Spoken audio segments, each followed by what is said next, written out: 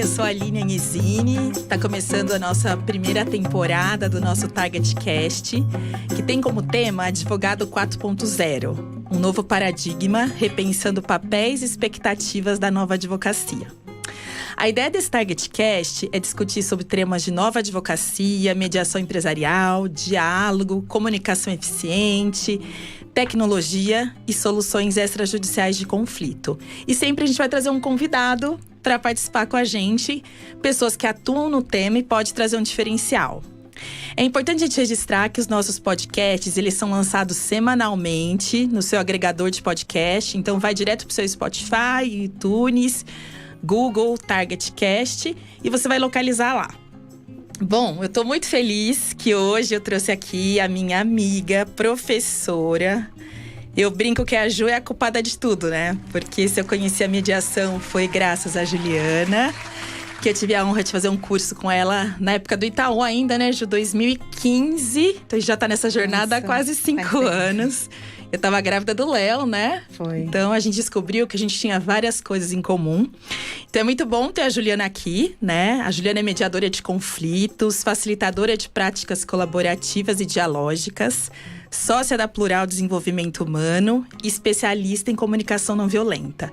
E eu aproveito para dizer que eu tô apaixonada por aquele seu blog, não, na verdade é um canal, né, Meta Conversa, que eu tenho acompanhado, riquíssimo conteúdo de diálogo, acompanhe também. Faz uns dias que não tem alguns, né? Tá devendo, devendo. Mas tá super legal. O objetivo de hoje, para seguir, Juliana, aqui nessa primeira temporada a gente está falando sobre a nova advocacia, quais são esses novos skills dos advogados. A gente tem percebido que isso tem sido uma demanda.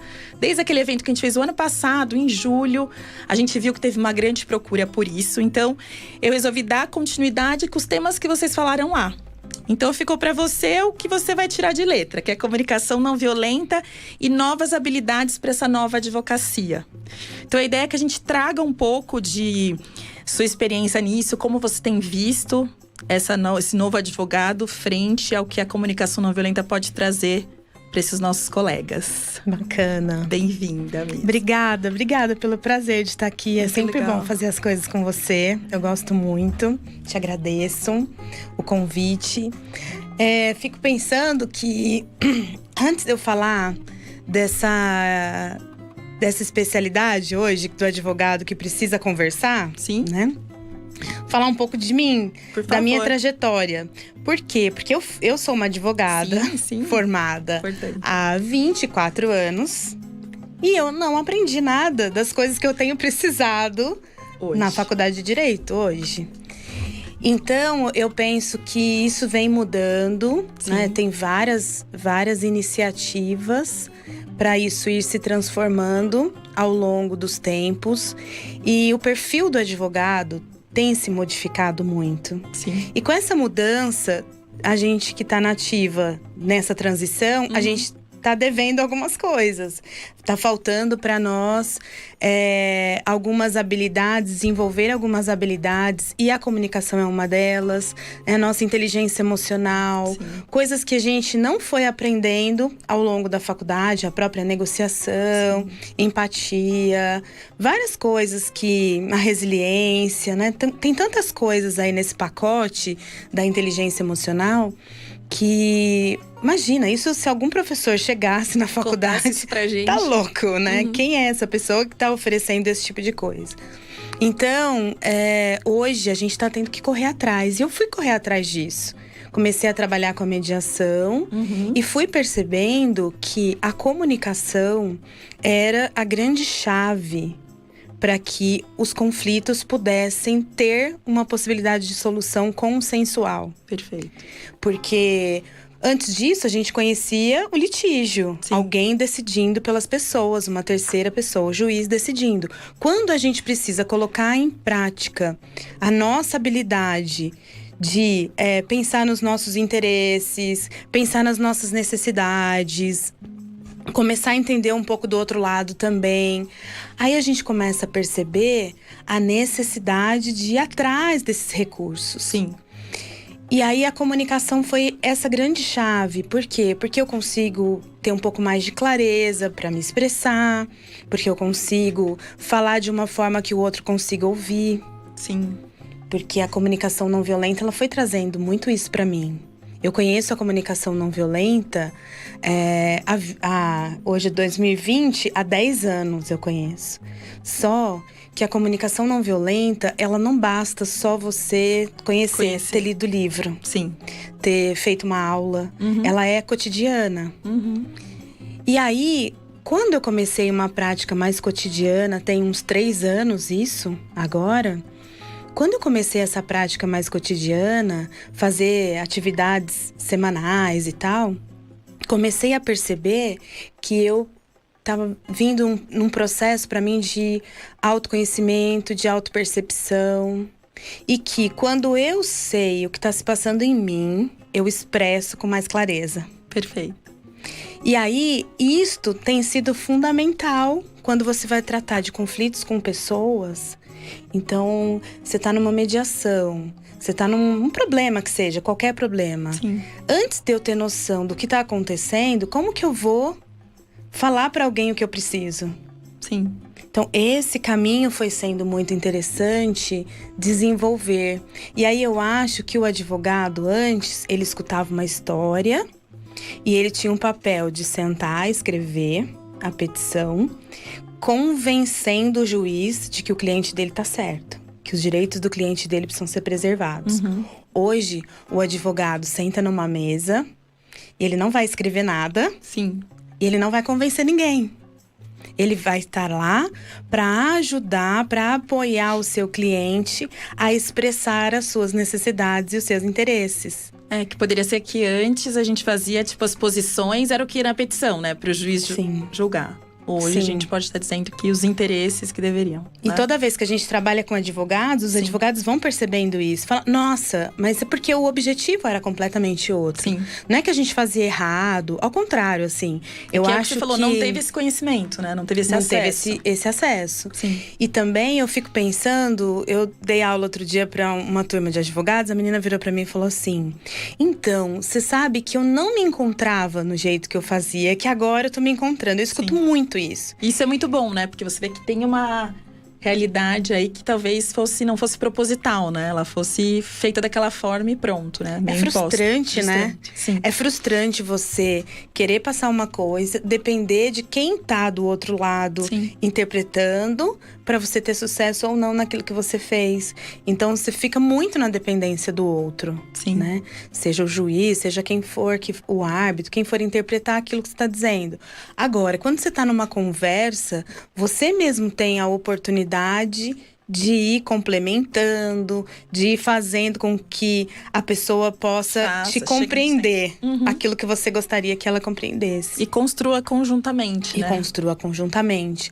Então, eu acho que é uma grande chave, assim. Para mim, foi uma grande chave compreender a importância dessa comunicação enquanto profissional que vai lidar com os conflitos. Porque a comunicação, a gente acha que a gente nasceu sabendo. Sim. Por que eu vou aprender a me comunicar? Eu me comunico. Eu falo, sim, a gente se comunica até com a boca fechada, né? Se a gente chora, a gente comunica. Se a gente tá em silêncio, a gente vira as costas. A gente comunica o tempo todo. Sim. Né? Mas, quando eu tenho a intenção de promover entendimento, essa comunicação tem que ser melhor cuidada. Sim. Porque a comunicação do dia a dia é uma comunicação que não chama tanta atenção. Agora, se eu tenho um entendimento, um problema para resolver, aí eu preciso cuidar melhor dessa comunicação. Sim. E aí que tá o X da questão, né? Sim. Que é o que você fala sempre muito bem sobre o debate e o diálogo, né? Sim. Gosto de fazer essa diferença. Sim. Porque o que vai fazer uma comunicação ser mais eficiente é a possibilidade de haver escuta dos dois lados. Sim. Né? Então, o diálogo, a dialogia vem dessa possibilidade de duas lógicas coexistirem. Sim. E quando a gente fala no debate, a minha lógica é superior à sua. Sim. E aí eu já não tenho mais espaço para te ouvir. E se eu não dou espaço para você me ouvir, você também não vai me ouvir. daí pronto. Sim. Pra que nós estamos sentados numa mesa? Exatamente. Se não tem espaço para as nossas lógicas acontecerem juntas. Sim. E aí, quando a gente vai olhar para o diálogo, a gente vai olhar com essa postura de alguém que está aberto a escutar o outro e compreender de onde o outro está falando. Pode ser, na minha cabeça, uma coisa que eu não concordo, que eu acho um absurdo, que não faz sentido nesse momento para mim, mas eu tô disposto a ouvir. Sim. Aí depois que eu ouvir, aí eu posso parar para pensar se eu concordo, se eu não concordo, que partes eu concordo, que partes eu não concordo. E o debate é essa postura totalmente oposta, né? Que alguém tem que vencer, né? Que alguém tem que vencer. Sim. E aí são duas lógicas interessantes também que eu gosto de fazer a diferença, que é a lógica da competição e a lógica da colaboração. Porque, é claro, a competição tem o lugar dela. Tem a competição de mercado, tem a competição das Olimpíadas, dos esportes. Mas a competição, quando eu quero promover entendimento, não é um espaço para ela. Sim. Não é um lugar ideal. Então, aí sim, o lugar ideal é da colaboração. E se eu quero colaboração, então são posturas diferentes de entrar no jogo. Exatamente. Né? A própria negociação também faz isso, Com né? certeza. A postura competitiva, onde eu vou detonar o outro. Alguém perde. Só que por outro lado, eu posso nunca mais negociar com essa pessoa. Sim. Agora, se eu quero continuar negociando, e eu brinco que o jogo da comunicação é um jogo que a gente quer sempre continuar conversando com aquela pessoa. Esse é o objetivo do jogo. Então, ainda que a gente não chegue num acordo escrito e tal, mas eu tô na disponibilidade para conversa. De conversar, sim. E falando um pouco da comunicação não violenta em si, né? A gente já superou uma fase, não sei se você lembra, quando a gente falava em 2017, que a gente usava o termo até quando você estava começando seus estudos de comunicação eficiente, que como que a comunicação não violenta entraria nas empresas. A gente, não é que a gente evitava, a gente tinha menos conhecimento que a gente tem agora, né? Eu acho que a gente pode colocar dessa forma. Uma forma de maturidade disso, quando você iniciou o percurso. E eu gostei muito de um post que você fez, e aí eu vou abrir para você comentar, que o grande lance da comunicação não violenta é você saber os momentos que você é a girafa e os momentos que você é o… Como chama o outro símbolo? Chacal. Chacal, desculpa. Que você é o chacal. Então, não que você sempre tem que ser a girafa, mas que você tem que ter autoconhecimento suficiente para conhecer em que momento que você está sendo um e outro, né? Porque o que eu me deparo, às vezes, quando eu tô falando brevemente sobre comunicação não violenta, mas e se a pessoa continuar sendo violenta? É que isso que eu queria que você explorasse um pouco, porque essa é uma pergunta do milhão, né? Eu faço a minha parte, mas e se ela continua sendo violenta? E aí que eu acho que é esses os momentos de autoconhecimento, né? É muito legal, porque realmente toda vez que a gente apresenta a comunicação não violenta, toda vez que você introduz o estudo da comunicação não violenta, é isso que as pessoas têm. Como é que faz do outro lado? Porque como se dependesse, se a gente, para se comunicar, a gente dependesse do outro lado, no sentido daquilo que a gente faz corresponde. Sim. E aí tem uma série de coisas, né, que envolvem isso. Por quê? Porque a gente vive num modelo do instinto. Sim. Então você fala uma coisa, me sinto agredida, né? Não é que você me agride também. Sim. Tem isso que o Marshall Rosenberg, que é o criador, desenvolvedor da comunicação não violenta, ele trabalha bastante isso na teoria dele. Porque não é uma coisa que uma pessoa faz que me faz sentir.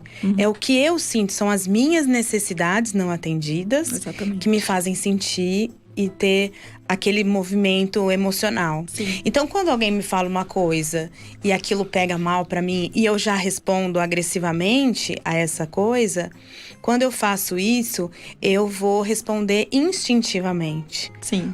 Quando eu tenho esse movimento de consciência do que eu tô falando, por isso que quando um nome também que a gente já usou e que é bem interessante, é comunicação consciente. Sim. Porque a comunicação não violenta, ela promove uma consciência do que eu tô fazendo. Sim. Isso eu acho muito legal. Muito legal. Né? Bom mesmo. Essa consciência promovida pela… eu vou falar, às vezes, eu vou usar a expressão CNV, porque Sim. ficar falando toda hora comunicação não violenta é uma sigla, não é essa sigla que reduz tudo, mas é pra gente talvez economizar as palavras aqui. E aí, quando a gente faz isso, a gente vai para esse movimento de cuidar um pouco melhor do como isso está chegando para mim e como é que eu estou expressando para o outro. E aí o Marshall, ele usa esses dois símbolos, o chacal e a girafa.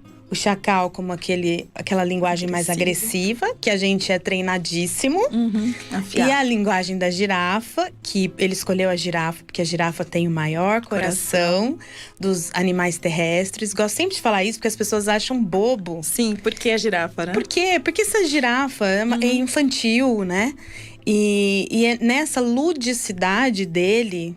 Se você for procurar no YouTube, tem vários vídeos dele com orelhinha de girafa, segurando marionetes, para mostrar pra gente que a todo momento a gente tá navegando entre esses dois. Sim.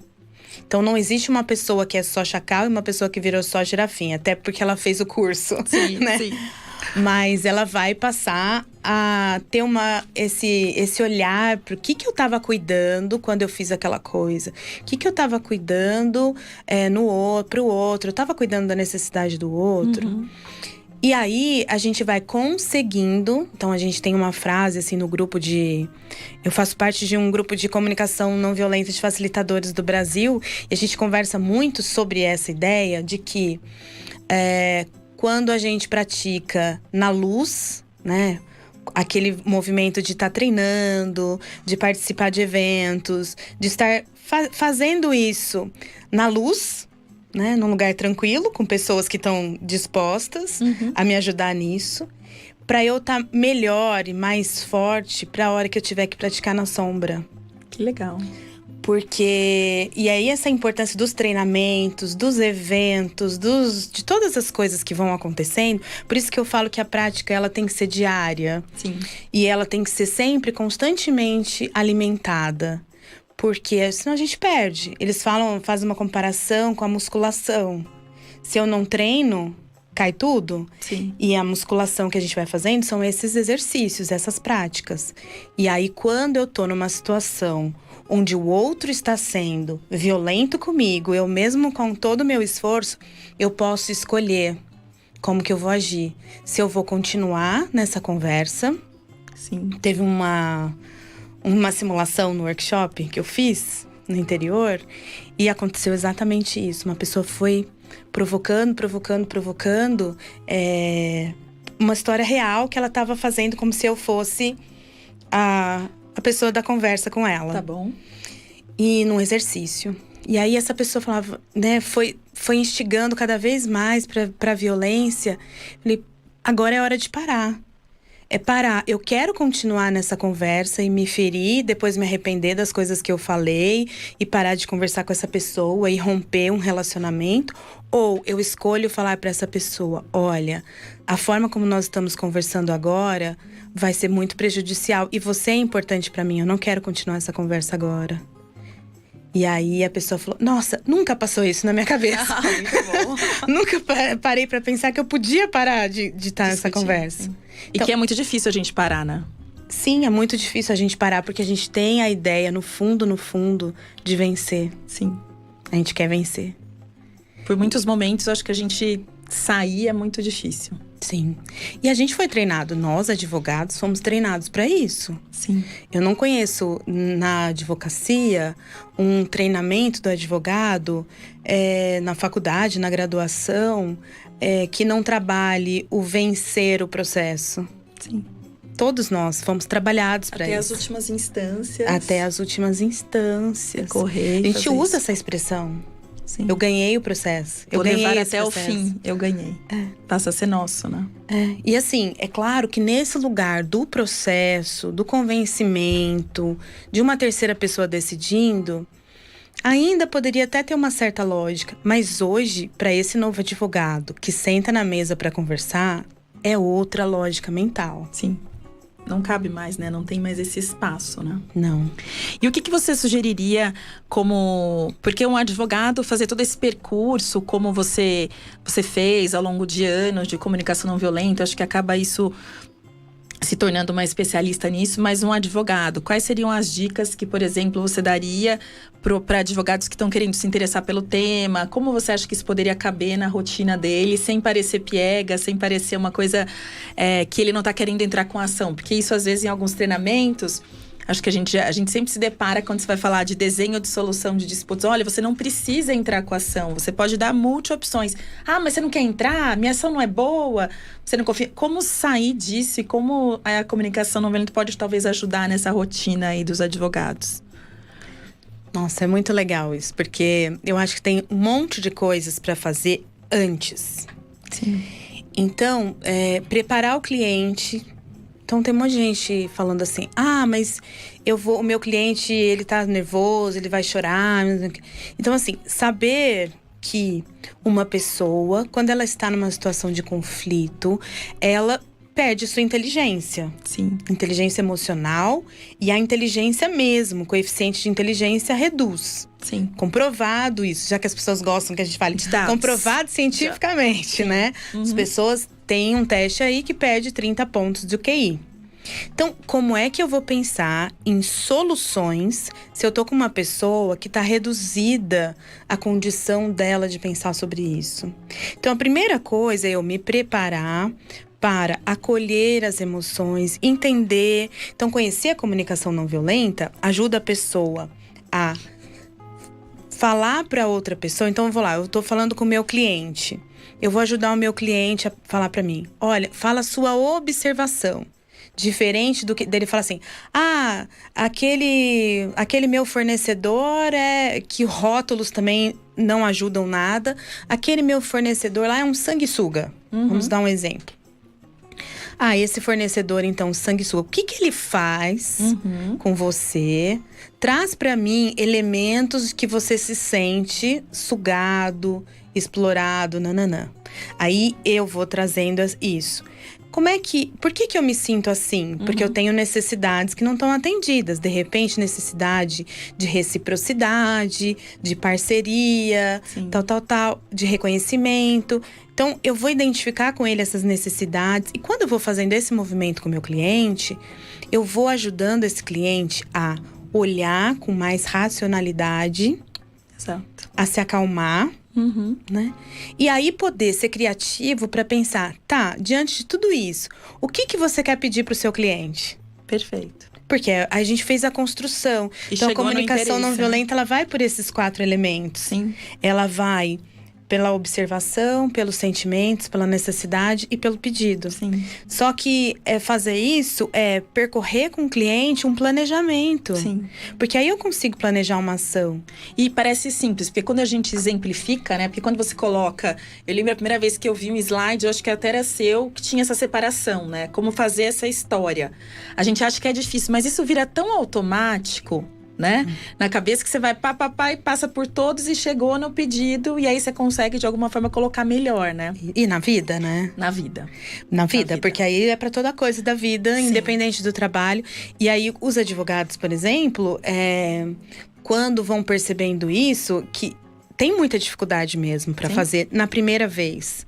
Mas depois eu começo a conversar com o meu sócio assim, com a minha mulher assim, com os meus filhos assim. E aí o relato que a gente tem nossa, isso muda a vida. Muda a vida. E tem gente que fala, você não pode dar esse curso para minha esposa, para o meu esposo, para o meu colega de trabalho. Como fazer isso, né? Juliana, a gente ficaria aqui por horas. Sim. Falando sobre isso. A gente vai ter a incumbência aí de fazer algo bem personalizado e customizado para os advogados, porque eu acho que tem um super espaço, é uma ferramenta que a comunicação não violenta, ela pode sim mudar, acho que a rotina, e é o que eles falam, é um outro modo de ver a vida, né? Sim. Acho que sem mudança disso, então eu super agradeço a sua presença aqui, mas a gente tem que buscar um módulo específico, porque aqui, na verdade, de podcast, a gente tem que fazer um pouco menor, né? E o objetivo desse podcast é para os advogados, para os operadores do direito, para os mediadores, para eles terem acesso a um pouco dessa nova advocacia e do que a gente está planejando aí para o futuro, que na verdade já chegou, né? Então, como a gente ainda não tem nas faculdades como a gente colocou, eu acho que a gente vai tendo alguns cursos para tentar ajudar um pouco essa dinâmica aí do dia a dia, né? E aí, esse podcast vai ficar liberado em breve nas nossas redes sociais, na da Juliana, na minha. Se tiver alguma pergunta, alguma sugestão, deixa pra gente nas redes sociais ou da Target ou da própria Juliana Poloni. E eu super agradeço e até breve. Obrigada, eu que agradeço, Ju. obrigada. Obrigada. Tchau.